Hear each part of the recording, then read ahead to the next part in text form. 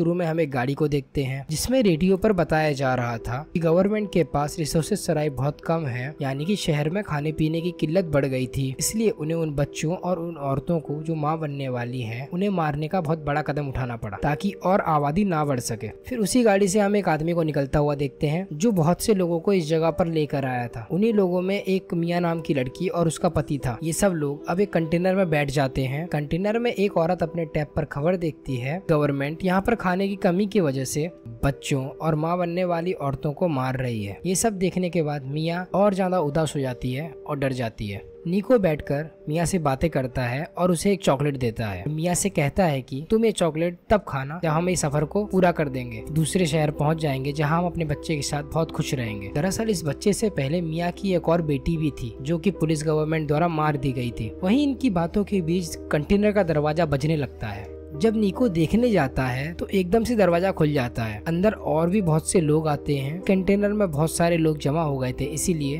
बाहर खड़ा आदमी जिसके हाथ में गन थी वो कहता है कि आधे लोग बाहर आ जाओ, हमारा दूसरा कंटेनर आ रहा है कि बचे हुए लोग उसमें जाएंगे। तभी निको को भी उन लोगों के बीच में गन दिखाकर निकाल लिया जाता है। मियाँ कंटेनर के सुराग से देखती है निको को 107 नंबर वाले कंटेनर में लेके जाया जा रहा था। निको मियाँ से फोन पर बात करता है। वो उससे कहता है फिक्र नहीं करो, हम एक ही जगह पर जा रहे हैं, हम इकट्ठे हो जाएंगे, बस तुम इस सफर के दौरान अपना और अपने बच्चे का ध्यान रखना और अपने इर्द गिर्द किसी भी व्यक्ति पर भरोसा मत करना। मियाँ का कंटेनर चलने लगता है और वो देखती है कि बाहर पुलिस उन औरतों को जमा कर रहे होते हैं कि जो कि खास कर गर्भवती होती हैं जिन्हें बच्चा होने वाला होता है। वो पुलिस उन्हें मारने लगते हैं। अब वो देखती है कि कुछ पुलिस वालों ने कंटेनर की तलाशी के लिए उसे रोक लिया था। जब कंटेनर को खोलकर चेक किया जाता है तो ऑफिसर्स को वो कंटेनर पूरा खाली दिखता है क्योंकि उस कंटेनर को कुछ इस तरह से डिजाइन किया गया था कि लोग वहाँ छुप सकें। ऑफिसर जब गोली चलाता है तो उसे पता चल जाता है कि अंदर काफी खाली जगह है और वहाँ पे काफी लोग छुपे हुए भी हैं। ऑफिसर उन सब लोगों को वार्न करता है, उनसे कहता है कि तुम जितने भी अंदर हो सब बाहर आ जाओ। इतना सुन के मियाँ उन कंटेनर के डब्बों के ऊपर चढ़ जाती है। अपनी जान बचाने के लिए एक लड़की जैसे बाहर निकलती है, पुलिस ऑफिसर उसे गोली मार देता है। उस लड़की की गलती की वजह से वहाँ जितने भी आदमी थे सब मारे जाते हैं। सबको खत्म करने के बाद वहाँ पे ऑफिसर उन्हें हुक्म देता है कि इन सब लाशों को ठिकाने लगा दो और कंटेनर साफ करके शिप में भेज दो। ऑफिसर्स बिल्कुल वैसा ही करते हैं। अब मियाँ जो कि ऊपर छुप गई थी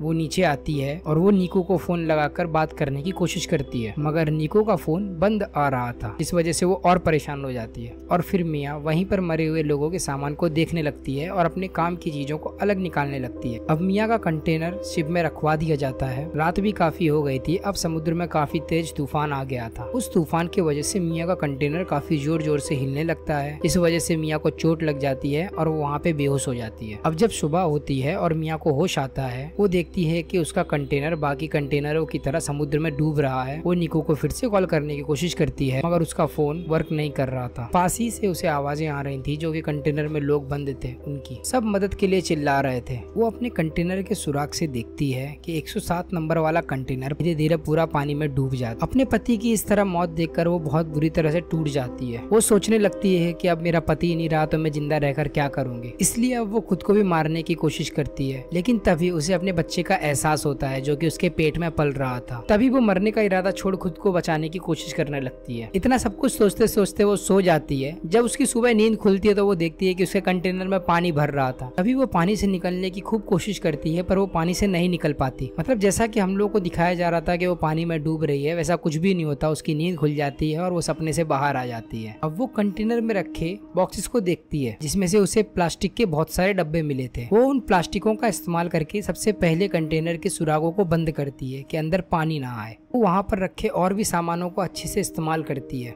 उसने कंटेनर को अपने रहने के लायक बना लिया था। अगले दिन मियाँ का फोन बजता है जो कि निको का था। वो मियाँ को बताता है कि उसे 107 नंबर वाले डब्बे से निकाल लिया गया था और उसे दूसरे कंटेनर में शिफ्ट कर दिया गया था। निको मियाँ से कहता है कि तुम फिक्र ना करो, मैं एकदम सही हूँ। मियाँ निको को बताती है कि निको मैं कंटेनर में फंसी हुई हूँ जो कि समुद्र के अब बीचों बीच पहुंच चुका है। कहता है कि फिक्र नहीं करो, मैं तुम्हें ढूंढने की पूरी कोशिश करूंगा, तुम अपना और बच्चे का ख्याल रखना। तो पहले ही अपनी बच्ची को खो चुके हैं गवर्नमेंट की वजह से। मियाँ निको से बात कर काफी सुकून में आ गई थी। उसे अब पता चल गया था कि उसका पति अभी भी जिंदा है। अब मियाँ कंटेनर में लोगों का बचा हुआ खाना तलाश करती करती है और उन्हीं खाने को काफी संभाल कर इस्तेमाल कर रही थी कि वो ज्यादा से ज्यादा दिनों तक सरवाइव कर सके। पर एक रात फिर से समुद्र में तूफान आ जाता है। मियाँ बहुत ज्यादा घबरा गई थी कि अब वो क्या करे। तभी उसे बहुत दर्द महसूस होने लगता है अपने पेट में। तभी उसका बच्चा वहीं कंटेनर में जन्म ले लेता है। इसे देख मियाँ बहुत ज्यादा खुश होती है और अपनी बेटी को मियाँ गले से लगा लेती है। वो अपने सारे दर्द को भूल जाती है। वो अपनी बेटी का बहुत ख्याल रखती है। धीरे धीरे अब वो भी काफी ठीक होने लगी थी, लेकिन अब उसकी परेशानी और बढ़ गई थी। उसके पास बचा हुआ खाना पूरी तरह से खत्म होने वाला था। वो आखिर सोचने लगती है यूं ही कब तक वो इस कंटेनर में बंद रहेगी। अभी उसे अपने सामने पड़ी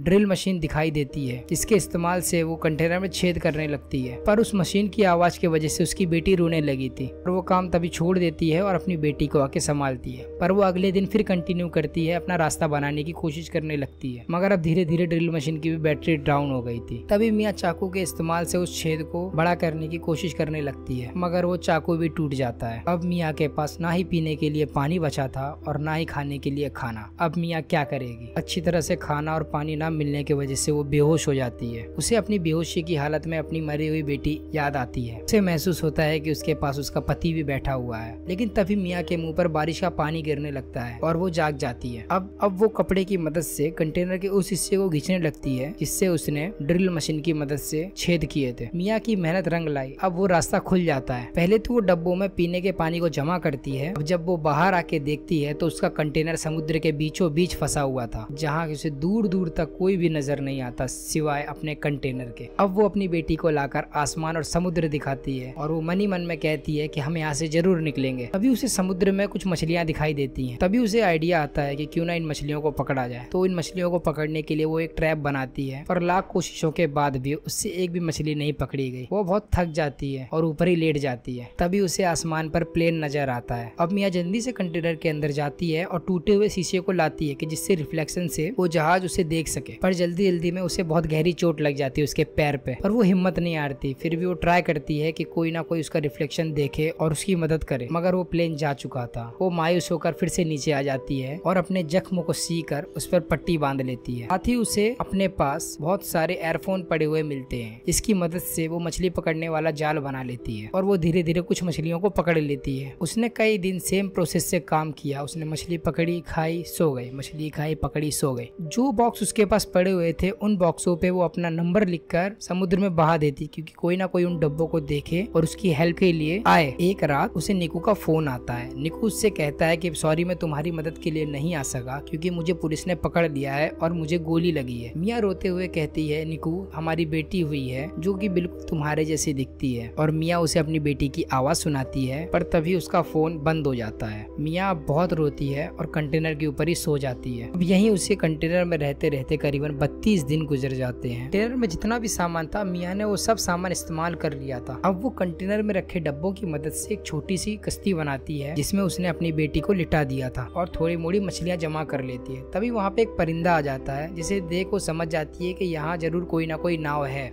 रात हो चुकी थी और कंटेनर में पानी भरने लगा था। मियाँ की बेटी की तस्वीर उसी कंटेनर में रखी हुई थी। मियाँ अपनी बेटी की तस्वीर लेने जैसे जाती है, उसका पैर रस्सियों में फंस जाता है। अब क्योंकि कंटेनर भी पानी में डूब गया था, कंटेनर पे रखी छोटी नाव भी पानी में आ जाती है। मियाँ जैसे तैसे अपने पाँव को छुड़वा कर पानी की सतह पे आती है और वो देखती है कि उसकी बेटी कहीं नजर नहीं आ रही थी। वो पागलों की तरह उसे यहाँ वहाँ ढूंढने लगती है, मगर वो उसे कहीं पर भी नहीं मिलती। वहीं पर हम देखते हैं कि मियाँ की बेटी के पास एक बहुत बड़ी वेल मछली आ जाती है, जो कि उस पर पानी डालते ही मियाँ की बेटी रोने लगती है। इससे मियाँ को पता चल जाता है कि उसकी बेटी कहाँ पर है। तभी वो अपनी बेटी से कहती है कि मैं सिर्फ तुम्हारी वजह से ही जिंदा हूँ। इतना कहकर मियाँ उसी कश्ती का सहारा लेकर आगे बढ़ने लगती है। जब सुबह होती है और मियाँ की आँख खुलती है, तब वो डब्बा खुलकर एक मछली खाती है जो कि उसने जमा की थी। मियाँ अपनी बेटी से कहती है कि हमने वो सब किया जो हम कर सकते थे, में तुमने मेरी जान बचाई है। तभी मियाँ आसमान में कुछ परिंदे देखती है और वो उनके लिए मछलियाँ फेंकती है। मियाँ समझ चुकी थी कि अब वो ज्यादा देर तक नहीं सरवाइव कर पाएगी। तभी वो सारी मछलियां उन परिंदों को खिला देती है। मछलियां देख उसके इर्द गिर्द बहुत सारे पक्षी जमा हो गए थे। नाव में बैठी लड़की की नजर उन परिंदों पे पड़ती है। वो अपने डैड को